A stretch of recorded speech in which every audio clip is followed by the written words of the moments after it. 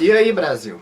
Mais um vídeo meu aqui no canal. Hoje é dia de falar sobre história da educação do Brasil. Antes de eu falar sobre o vídeo, eu queria aqui lembrar aqui algumas questões. Vamos lembrar que a história da educação ela pode ser dividida entre dois períodos no Brasil colônia. O período jesuítico, e que os jesuítas, a igreja que davam conta da educação brasileira. O outro período a gente pode falar que é o período pombalino, que ele retira os jesuítas, causa toda aquela bagunça na educação, visando ter uma liberdade de ensino fora da igreja. Aí a gente segue na educação no Brasil Império. A história institucional da educação, ela não é louvável de maneira nenhuma. Quando você olha, antes da formação do próprio Império, ali antes deles quebrarem o pacto com Portugal, em 1808, com a chegada do Dom João VI ao Brasil, da família real, eu falei que eles procuram instituir aqui o mesmo espaço cultural que eles tinham em Portugal. E ele vai criar, na questão dos cursos superiores, ali as academias superiores da Marinha, do Exército, e também vai criar ali uma academia superior para a questão da médico-cirúrgica, tanto da Bahia quanto no Rio de Janeiro. A partir daí tem-se a discussão em torno da educação e de uma maneira assim, com aspectos liberais na Constituição da Mandioca, mas ela acaba não se concretizando. E em 1824 o imperador outorga o texto da Constituição que previa ali a instrução primária. Há uma distância, todos os historiadores da educação falam da distância entre o dispositivo legal e a realidade, e isso daí é fato. Quando se cria o dispositivo da criação das escolas de primeiras letras, a primeira coisa que acontece é uma inversão nesse papel. Porque o que vai acontecer primeiro é a criação das universidades. E elas vêm de uma forma assim até prioritária, porque precisava de formar quadros para o funcionamento do Estado, ali no início do Império. Então, as primeiras instituições escolares ali, a partir do Império, vem, além das academias, a Academia da Marinha, Academia Real da Marinha e a Academia Real Militar, e as outras em relação à medicina cirúrgica. Vem as escolas de Pernambuco, a escola do Rio de Janeiro, as faculdades, e a escola do Largo de São Francisco, que seria a Faculdade de São Paulo. E a observação que fica é que com aquele interesse, um falso interesse dado de realizar ali a instrução primária e conduzir a educação brasileira, o que acontece mesmo é uma inversão. Se cria todo o caminho para a construção do ensino superior, mas com o único objetivo de que ele servisse ali ao corporativismo do Estado. Em 1827, eles vão criar ali uma lei infraconstitucional para dar o seguimento à criação das escolas e a tentar organizar a educação no Brasil.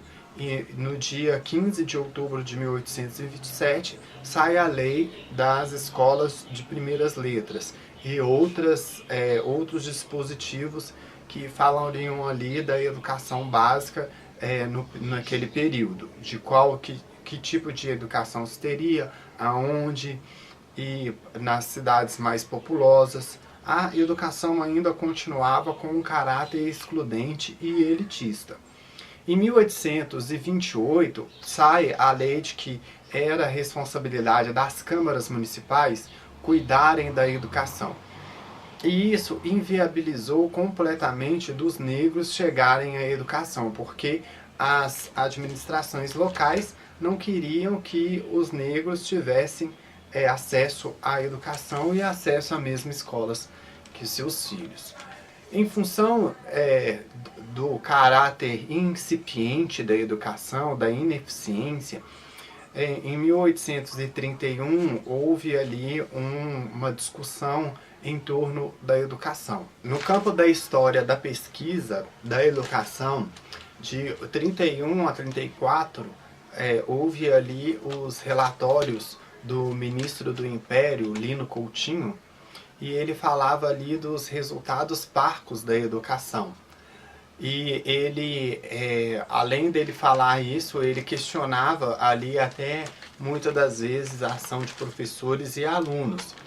E quando, na sua maioria das faltas mesmo, era por falta de recursos e por falta da própria infraestrutura que faltava ali de parte da iniciativa do Estado, porque era obrigação do Estado fornecer a educação e dar estrutura, construir escolas para tal, porque já havia essa disposição ali na lei de 1827, mas o Estado não se dava conta dessa responsabilidade e aí a educação no Brasil continua engatinhando. O nível de alfabetismo é estrondoso, às vezes ali até um período inicial da onde que começou a educação informa ali que nem 40% da população naquele período era alfabetizada. A educação continua capengando e aí vem um ato adicional que descentraliza a educação, deixando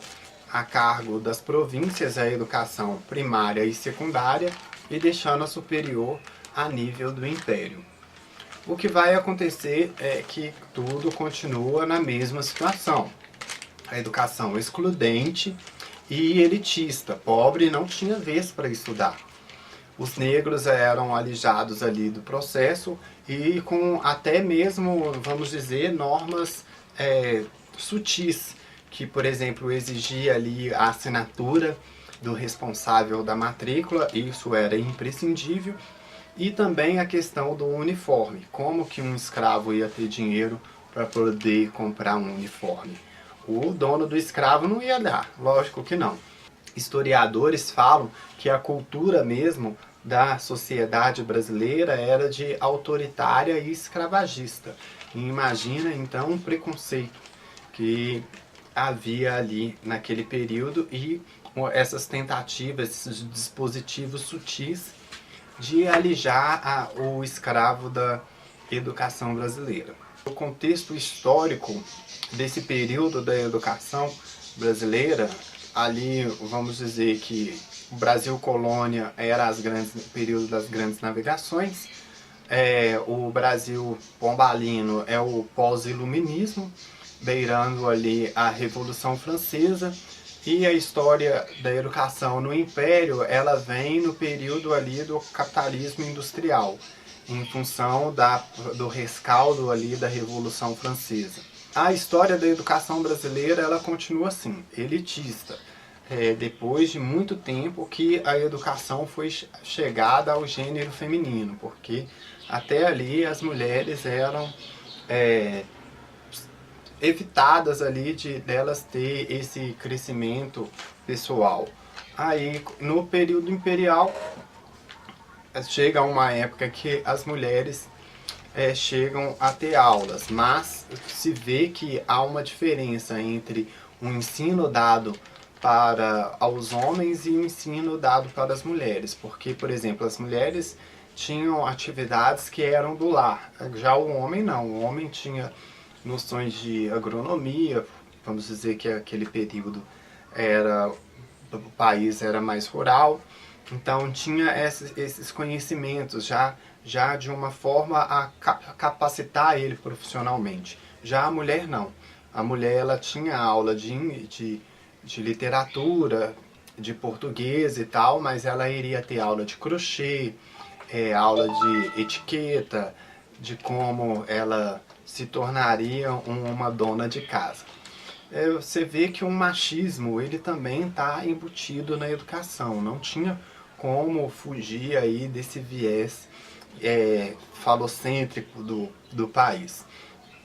O machismo na educação brasileira, ele só não vai passar por aí, ele vai passar também por a própria influência do capitalismo industrial e no surgimento de novas profissões. Então há uma abertura pedagógica aí para as mulheres, porque no período jesuítico, até vamos dizer, essa desistência dos homens para a questão de lecionar era uma função exclusivamente deles, porque se herdou aí dos jesuítas os homens dando a educação e continuou essa cultura aí até passando pelo período imperial, aonde que era dado os cargos de professor para homens que eram chamados de mestre de primeiras letras.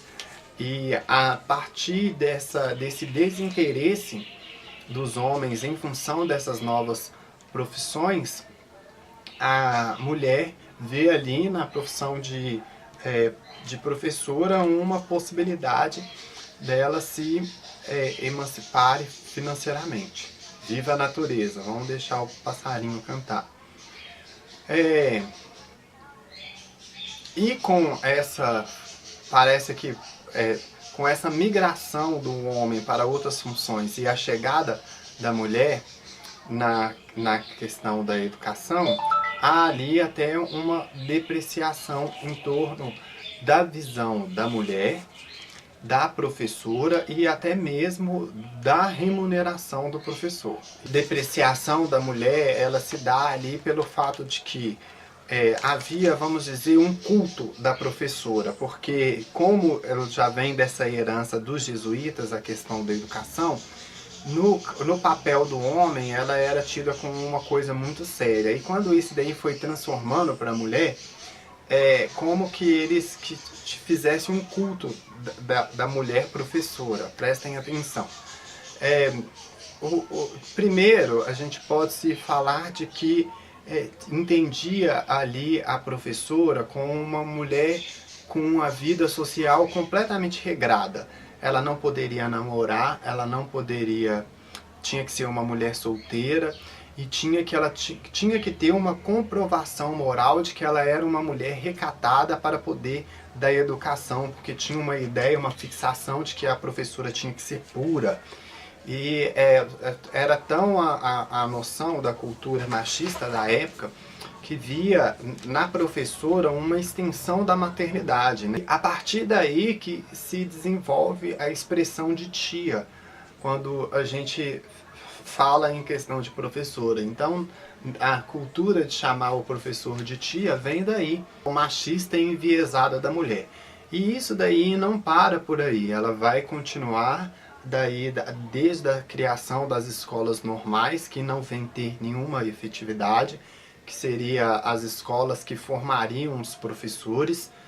E esses professores, nesse meio do processo aí, por exemplo, quando já a mulher já é consolida como a figura educadora, há resistências ali até mesmo para que a mulher subisse na carreira. Porque os cargos de diretores e inspetores eram dados exclusivamente aos homens. E é importante falar isso? Porque até a questão da luta das mulheres na educação foi muito grande. Primeiro, para elas alcançarem uma educação, serem educadas. Segundo, delas poderem lecionar. E terceiro, delas viver aí vamos dizer, essa depreciação, essa cultura de uma forma negativa da mulher na educação. Eu vejo isso como o machismo puro da época, dessa sociedade mesmo aristocrática, falocêntrica, autoritária, escravagista. Esses reflexos aí a gente vê que o machismo do Brasil também é tão estrutural, até mesmo quanto a questão racial que alijou os negros da educação.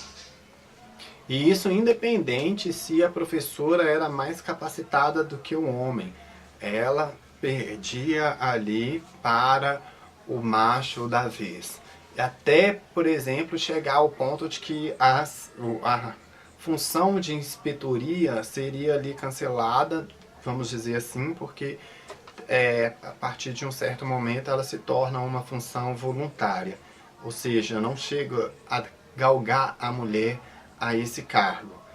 Só depois de 1930, com a vitória da mulher, que há a emancipação dela na questão da educação. Essa transição da função do homem para a mulher trouxe aí essa cultura aí da mulher ter que ser quase um padre para ela poder lecionar. É complicado isso. A criação das escolas normais veio aí para aplacar um pouco a dificuldade que se tinha na formação dos professores. Mas com a entrada definitiva da mulher, houve ali um rebaixamento do currículo. Por exemplo, não era necessário ter curso superior para dar um ensino primário. E com esse rebaixamento houve também um defasamento ali do salário. E acabou que a profissão acabava não sendo visada, não sendo objeto de desejo para muitas pessoas. Aí quando a gente vê a cultura de desvalorização do professor, ela não é de hoje, ela vem desde muito tempo. Ela foi no Império, ela foi no período da ditadura e foi hoje, porque hoje o professor é perseguido com lendas, doutrinas, lendas urbanas, com escola sem partido e coisa do tal. E caminhando para o fim do vídeo, vem a reforma do Leôncio de Carvalho, que é aquela que eu citei ali na contextualização da história da educação. O Leôncio de Carvalho ele vai abrir a educação para outros sistemas de educação e abrir para as escolas privadas da época, que tinham um sistema protestante de educação e outras tinham um sistema positivista. Leôncio de Carvalho, ele, apesar dele ter criado esse gap na educação, porque havia ali na minha perspectiva sincera, o Leôncio de Carvalho acabou piorando uma coisa que já não estava indo muito bem.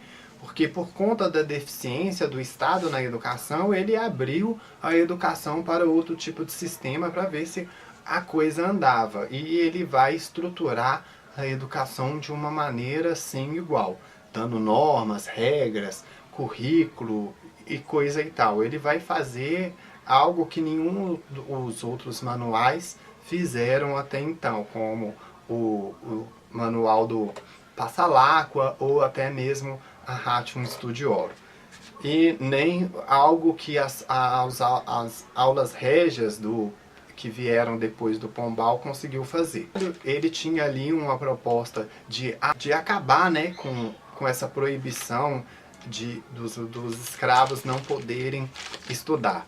Mas eu não sei a que cargas d'água essa ideia não avança, talvez seja até mesmo por questões das resistências locais, não tinha como fiscalizar. O Estado era ineficiente, ele não dava recurso, ele só colocava a coisa ali na Constituição ou na lei e não estava nem aí, as pessoas não estavam nem aí. Por isso que a educação era algo assim excludente mesmo, só voltado para as elites. Depois da reforma do Leôncio de Carvalho, a última lei que vai vir é a lei de ensino noturno, porque o analfabetismo no Brasil, ali naquela época, era escandaloso. E há esse esforço aí velho de acabar com o analfabetismo que nunca acaba. Hoje, o analfabetismo, dessa raiz histórica aí, ele foi tomando patamares, eles foram crescendo e adquirindo outros níveis. Há vários níveis de alfabetismo por conta aí desse Estado ineficiente que não olhou esse problema lá atrás. A lei de ensino noturno era de 1978, um ano depois da reforma Leôncio de Carvalho. Mas aí é umas tentativas fracas, aquilo que eu falei no meu primeiro texto no blog Por Outra Educação, que é o passo de formiga e sem vontade. Assim caminha a educação brasileira, para aqui a referência da música do Lulu Santos. é isso mesmo, a educação brasileira é um sistema que eles construíram para ser ineficiente, para ser excludente, para atender somente as elites. E continua aí até hoje. É isso daí o conteúdo, falei sobre a educação no período imperial. Foram esforços, né, mas que não trouxeram muitos resultados. A educação ela só vai tomar um boom mesmo no Estado Novo. Mas o assunto do próximo vídeo aí vai ser a reforma Leôncio de Carvalho. Depois eu vou falar sobre a educação na República e a gente vai seguindo aí o caminho para contextualizar a história da educação e para que o pessoal tenha um conhecimento e saiba da importância de como as reformas na educação devem ser contínuas e sempre urgentes. É um assunto que não pode parar de ser falado, de ser tratado, de ser colocado na mesa, questionado e principalmente descortinar o assunto da educação, da ideologia, porque você retira ali as razões e os motes que são objetivos do problema da educação para trazer ideias furadas, que não vão trazer nenhum resultado para o Brasil a nível de nação. É isso aí o conteúdo de hoje, espero que vocês tenham gostado. Eu estou aqui esperando você deixar aí o seu comentário, se o vídeo tá bom, se tá tudo legal, se vocês estão gostando. Deixa aí o seu comentário e não deixa de dar um like. Eu tenho que pedir isso porque isso daí ajuda o canal a crescer, o canal a chegar a outras pessoas. Beleza, pessoal? Então a gente se encontra aí nos próximos vídeos. Tudo de bom para todo mundo e até mais.